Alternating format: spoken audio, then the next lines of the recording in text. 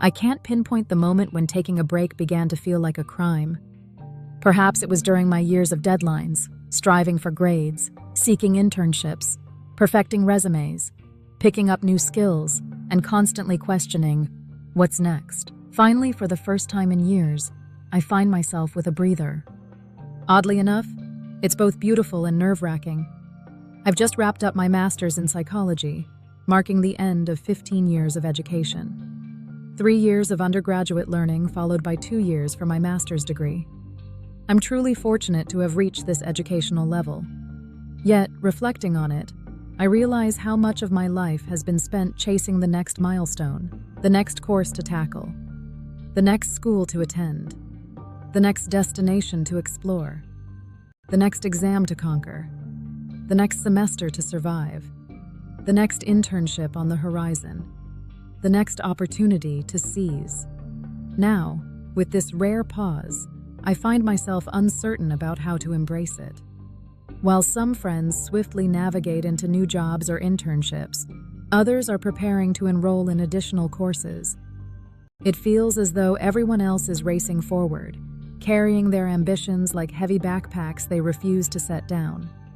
And here I am, at home, resting, contemplating, healing, occasionally applying for jobs, sometimes avoiding applications, trying to breathe deeply, struggling not to feel guilty for simply breathing. This guilt is perplexing, because, on one hand, there's a part of me that feels genuinely joyful that I can awaken each day without rushing off somewhere, joyful that my mind isn't perpetually fatigued, joyful that I can break free from rigid routines, joyful that I finally have space for my passions and thoughts, joyful that I can prioritize my own needs. Yet, another voice murmurs, shouldn't you be doing more? Isn't it time to engage more? Aren't you falling behind others? This might be the essence of our fear around rest. It's not the stillness itself, but the thoughts that arise in that stillness. Our culture reveres exhaustion. We admire being busy, treating it as a badge of honor.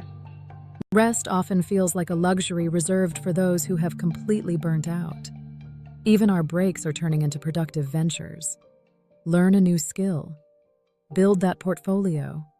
Network extensively. Enhance your skills. Transform free time into something meaningful.